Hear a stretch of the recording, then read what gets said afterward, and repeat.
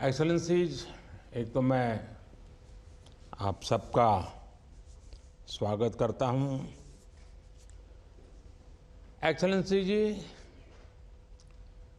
दूसरी voice of global south summit के उद्घाटन सत्र में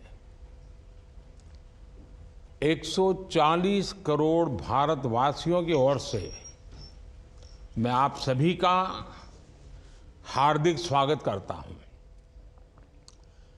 वॉइस ऑफ ग्लोबल साउथ 21वीं सदी की बदलती हुई दुनिया का सबसे अनूठा मंच है।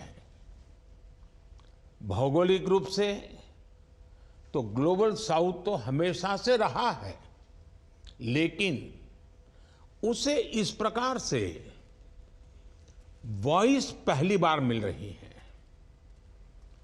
और यह हम सभी के साझा प्रयासों से संभव हुआ है।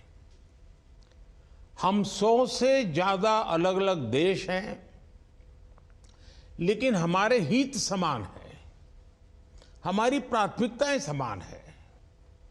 फ्रेंड्स, पिछले वर्ष दिसंबर में जब भारत ने G20 की अध्यक्षता संभाली तो हमने इस फोरम में ग्लोबल साउथ के देशों की आवाज को आगे बढ़ाना अपना दायित्व माना।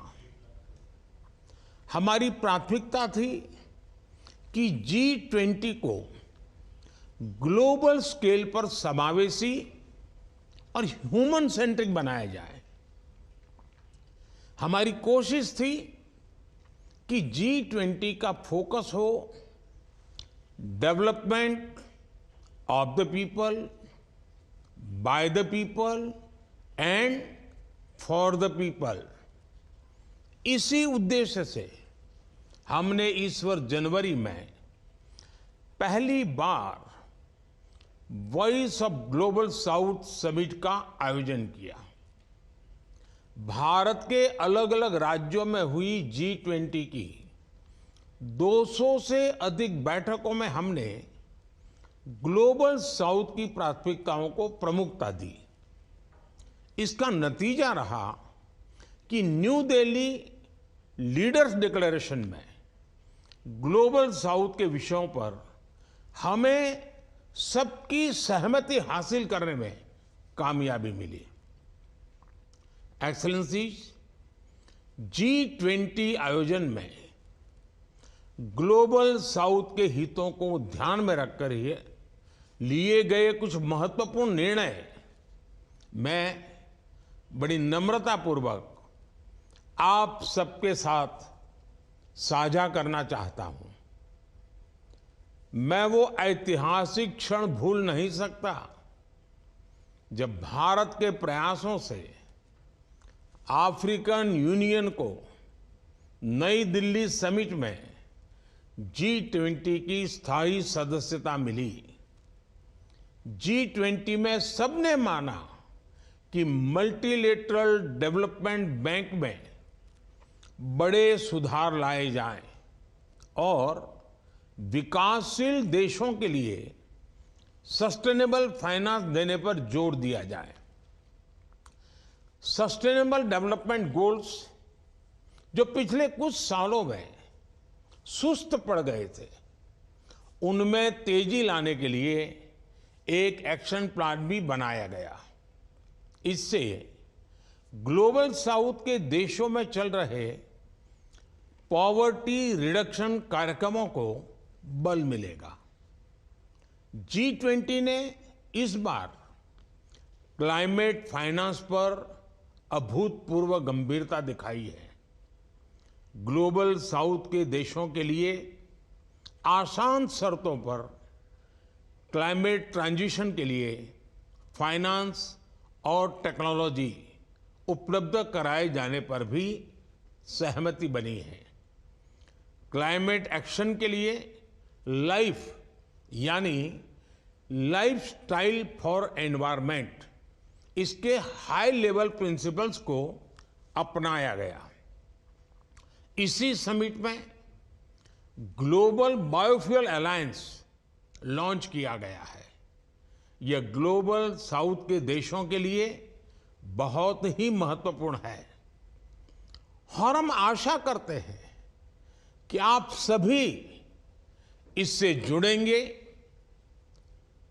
भारत मानता है कि नई टेक्नोलॉजी नॉर्थ और साउथ के बीच दूरियां बढ़ाने का नया स्रोत नहीं बनना चाहिए।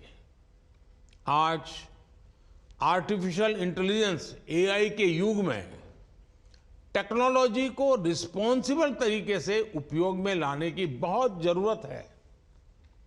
इसको आगे बढ़ाने के लिए भारत में अगले महीने एआई ग्लोबल पार्टनरशिप समिट आयोजित की जा रही है।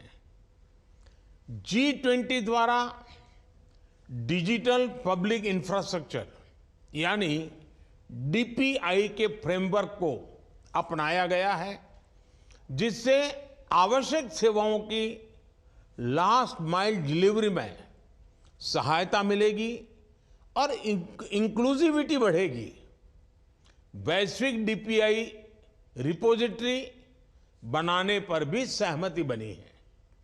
इसके अंतर्गत भारत अपनी क्षमताएं पूरे ग्लोबल साउथ के साथ साझा करने के लिए तैयार है।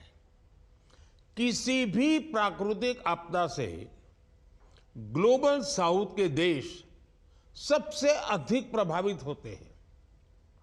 इसके लिए भारत ने coalition for disaster resilient infrastructure यानी CDRI शुरू किया था।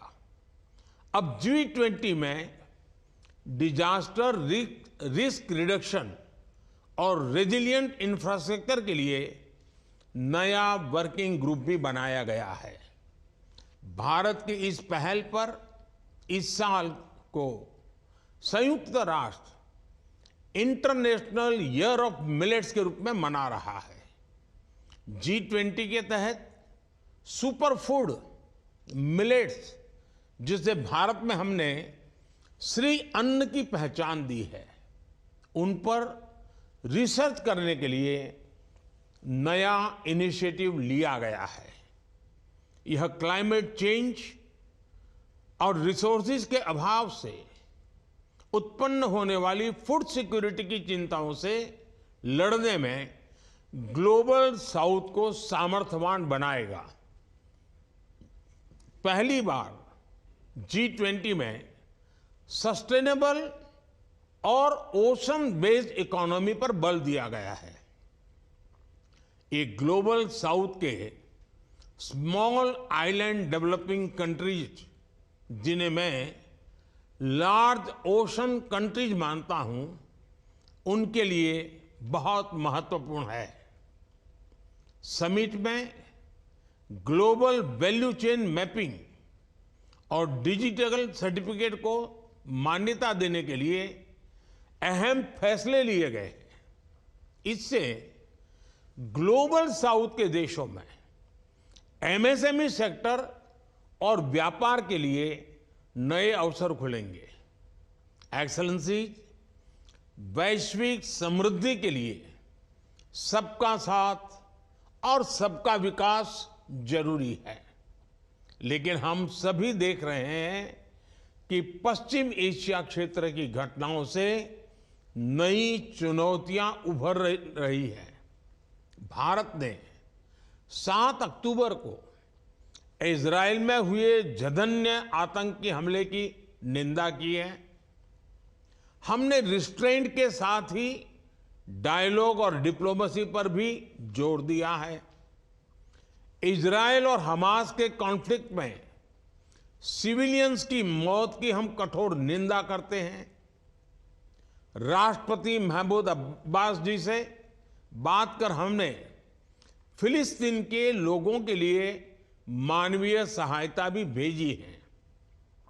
ये समय है जब ग्लोबल साउथ के देश ग्रेटर ग्लोबल गुड के लिए एक स्वर में बात करें।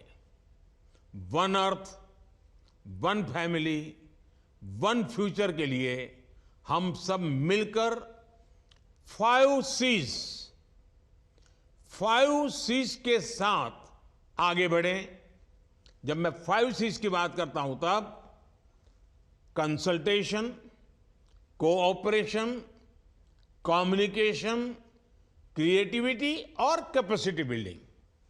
एक्सेलेंसी, पहली voice of global south summit में मैंने ग्लोबल साउथ के लिए एक सेंटर ऑफ एक्सेलेंस स्थापित करने का प्रस्ताव रखा था।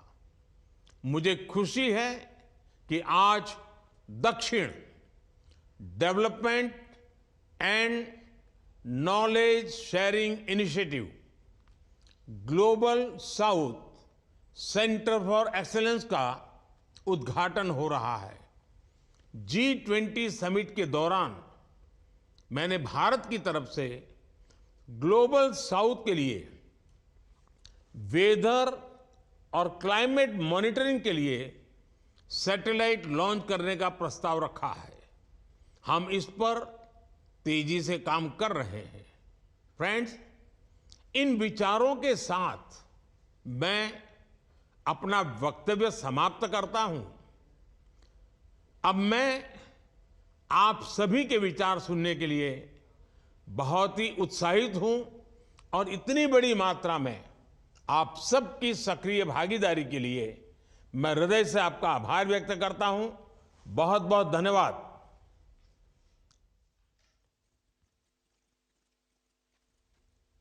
Thank you, sir.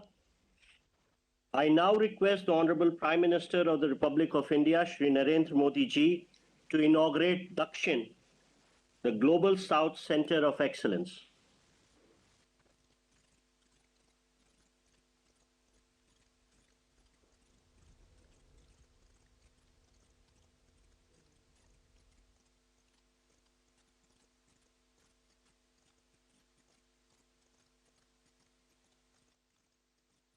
Thank you, sir. I now invite the Prime Minister of the People's Republic of Bangladesh,